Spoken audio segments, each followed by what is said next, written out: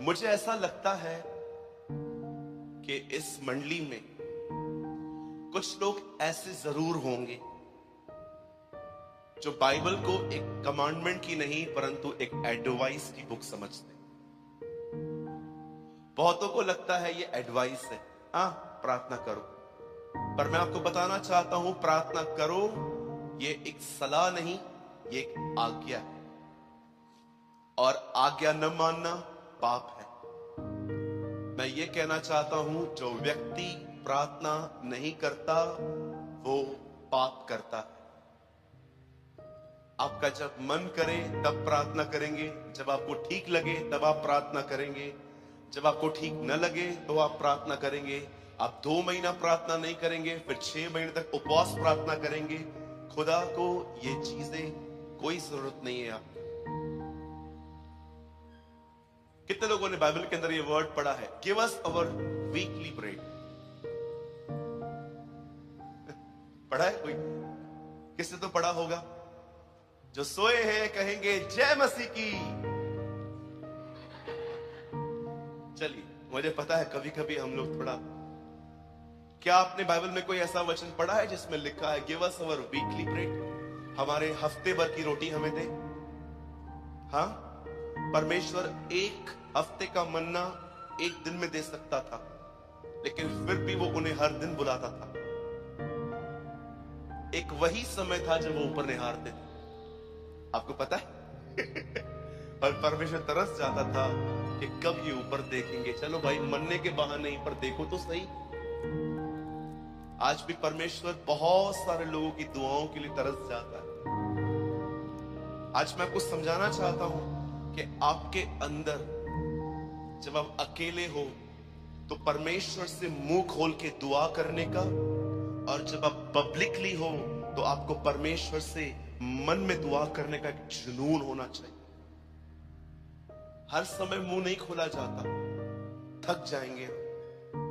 कई बार हमें अपने लाइफ में मुंह खोल के प्रार्थना करनी पड़ती है, लेकिन कई बार जब हम देखते हैं कि हम सब लोगों से गिरे हुए हैं, तब आपको लर्न करना है। याद रखिए, ये आपको लर्न करना पड़ेगा।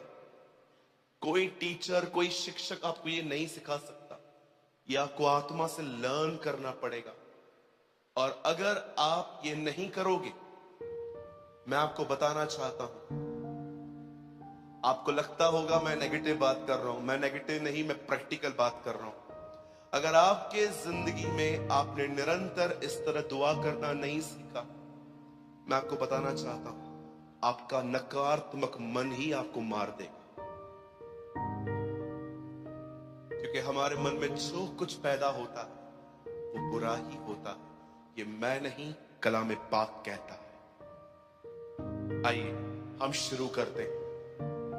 आज से बहुत साल पहले परमेश्वर के वचन में लिखा है, इस्राएल के लोग जब मिस्र में फिरौन के अंदर गुलामी कर रहे थे, तब परमेश्वर अपने दास मूसा को कहता है, जा इन्हें आजाद करवा।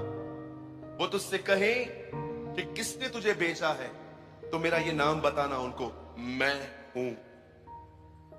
और कलाम पाक कहता है, जब ये सुसमाचार लेकर, याद रखिए बाइबल बताती है ये गॉस्पल था। अगर आप नहीं जानते हैं तो पढ़िए, इब्रानियों में लिखा है, हमें भी उन्हीं की तरह सुसमाचार सुनाया गया। एक गॉस्पल था कि मैं हूं ने मुझे भेजा है। जैसे यीशु मसीह ने कहा पिता ने मुझे भेजा है, ये एक तरह का गॉस्पल था। इब्रानियों में लिखा गया है, हमें भी उन्हीं की तरह सुसमाचार सुनाया गया। सुसमाचार को उर्दू में कहते हैं खुशखबरी, इंग्लिश में कहते हैं गॉस्पल। और वचन कहता है, जब वो वहां से निकले तो एक ऐसी जगह आई जहां से वो पास हो रहे थे, और उन्हें रास्ते पर एक ऐसी जाति मिली जिनको कहते हैं अमालेकी। वचन कहता है, जब अमालेकी और ये लोग सामने सामने आए, 20 लाख से अधिक लोग, और आगे मूसा और उसके आगे बादल का खंबा, जब वो उस देश की तरफ बढ़ रहे थे, परमेश्वर का वचन कहता है एक ऐसी जगह आई जहां पर वो एक जाति से टकराए जिसका नाम था अमालेकी। और जब ये लोग उन पे लड़ रहे, उनके सामने आए, वचन कहता है इनकी आपस में फाइट्स हुई, हाथों हाथ फाइट्स हुई। और परमेश्वर उस समय मूसा को कहता है अपने साथ 2 लोग ले और पहाड़ पे चला जा। और जैसे वो पहाड़ पे जाता है, वचन कहता है उसने नीचे देखा, ये दोनों जातियां लड़ रही थी, इजराइल के लोग और अमालिक की। आप जानते हो जब मूसा ने ये देखा, परमेश्वर मूसा से कहता है अपने हाथ उठा, ऐसे। जैसे वो हाथ उठाता है और खुदा उसे कहता है देख नीचे देख। जब वो नीचे देखता है तो वो क्या देखता है, इजराइल जीत रहा था। अचानक उसके हाथ थक गए और जो उसने नीचे किए, उसने क्या देखा, अब अमालेकी की जीत रहे थे।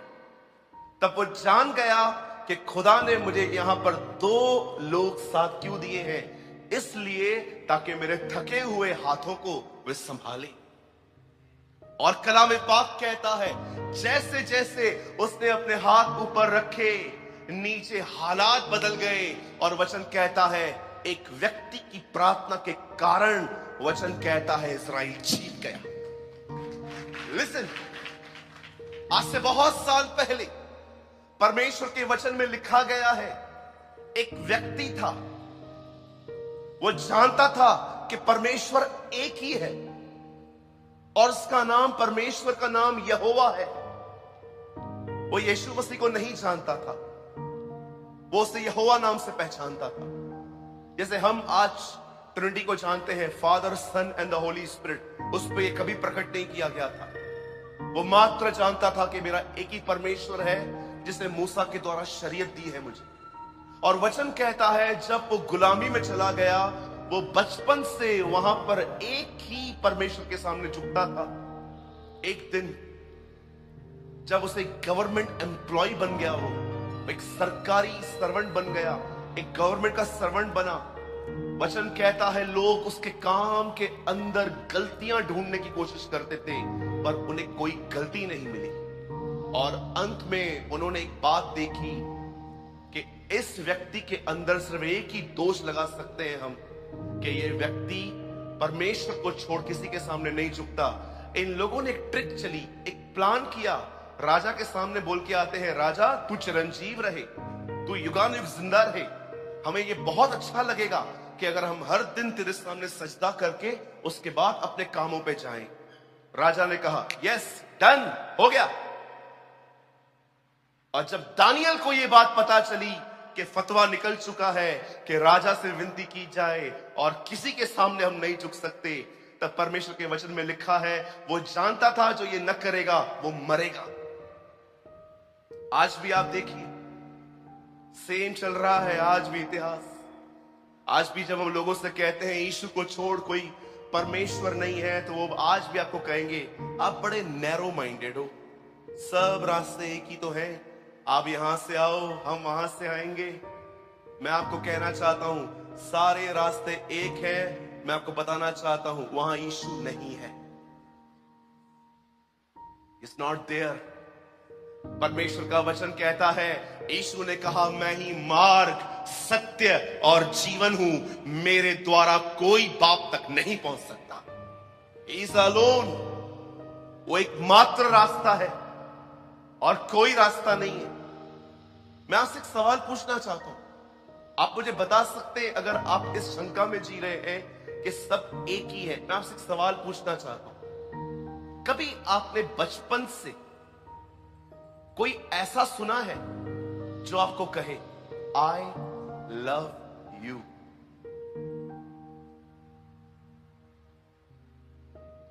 कोई सुना है आपने जो बचपन से कहे आई केयर अबाउट यू, मैं तेरी चिंता करता हूं?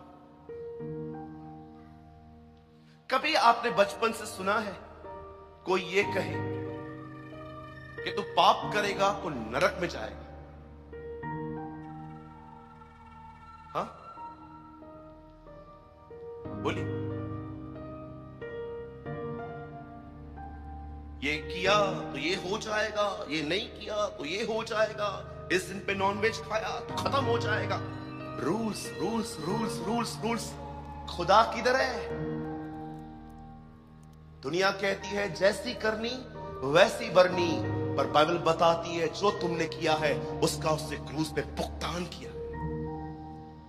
That is the reason gospel is unique. Paul Washer ने कहा यीशु का पुनरुत्थान इस बात का सबूत है कि जो उसने क्रूस पे किया वो स्वीकार किया गया। अगर वो पापी होता ना तो परमेश्वर उसे कभी मुर्दों में से नहीं जिलाता। आज देखिए कितने सारे हैं पर एक ही खाली कब्र है। Only one. यस,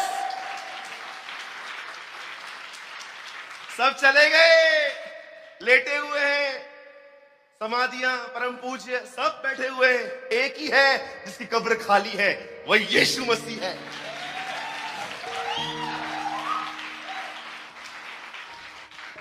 एक आदमी की सांस मर गई इजराइल में। वहां उसने कॉल किया घर पे, सॉरी एक आदमी की सांस मर गई इजराइल में। तब उसको कॉल आया इंडिया में, आपकी सांस मर गई है, क्या करें, वहीं दफनाएं कि इंडिया ले आए? तो बोला खर्चा कितना है? बोला वहां दफनाने का 50,000, भारत में लाने का 2 लाख। एक दिन के बाद कॉल करके बोलता है यहीं लेकर आओ। बोलते हैं यहां ज्यादा खर्चा आएगा, उल्टा वहां सस्ता है।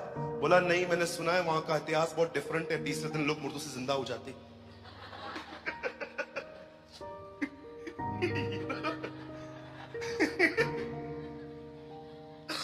बोला ज्यादा खर्चा है लेकिन इधर लेकर आओ। पता नहीं तीसरे दिन मुर्दों में से जी उठे। You know, the Bible says, कलाम पाक कहता है जब डैनियल को पता चला कि उसमें हस्ताक्षर किए गए हैं, जानते हो उसने क्या किया? राजा के सामने नहीं गया, ओ राजा इतने साल फेथफुली काम किया है आपके लिए, बस क्या? लिखा है वो अपने घर के फर्स्ट फ्लोर पे गया। वो जानता था, वो जानता था हर यहूदी का एक कर्तव्य है कि वो यरूशलेम की शांति के लिए दुआ करे। वो उस समय गया और उन खिड़कियों की तरफ गया और लिखा है खुदा से बात कर रहा था। और जानते हो जब वो प्रार्थना कर ही रहा था, वो उसको लोगों ने पकड़ लिया और सिंहों की मान में डाल दिया। शाम को जब वो राजा उसकी हड्डियों को देखने के लिए कैसे शेरों ने खाई होगी, दानियल अंदर से बोलता है राजा तू चिरंजीव है, देख मेरे परमेश्वर ने तेरे शेरों का मुंह बंद करके रखा। वाओ!